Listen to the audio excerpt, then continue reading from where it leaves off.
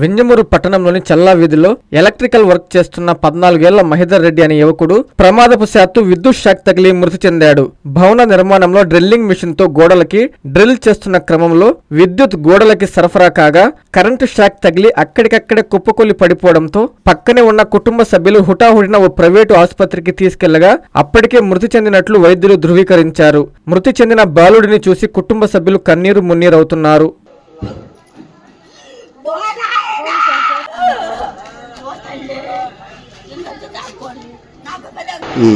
మనం పని చేసుకుంటున్నాం, పైన ఓడేసుకొని మనం పని చేసుకుంటుంటే ఈ పక్క నీళ్ళు పడుతుంది అంటే దానికి ఎత్తయింది సోకి ఎత్తని తగిలాడు.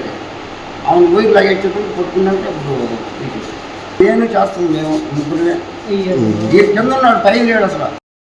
ప్రపంచ స్థాయి రోబోటిక్ సర్జరీలు మన నెల్లూరు నారాయణలో 26 సంవత్సరాల సంస్థాగత అనుభవం, సాంకేతిక ఆధారిత వైద్య సేవలు, ప్రామాణికత, నాణ్యత మరియు నిబద్ధత, అధునాతన 3D high definition visualisation, surgeon పూర్తి నియంత్రణలో పనిచేసే multi articulated robotic arms, millimetre స్థాయి ఖచ్చితత్వం, మెరుగైన ఎర్గోనామిక్స్ మరియు స్థిరత్వం. Narayana robotic surgery. తక్కువ నొప్పి, తక్కువ రక్తస్రావం, వేగంగా కోలుకోవడం, త్వరితంగా డిశ్చార్జ్. నెల్లూరు పరిసర ప్రాంత ప్రజలకు అందుబాటులో కలదు.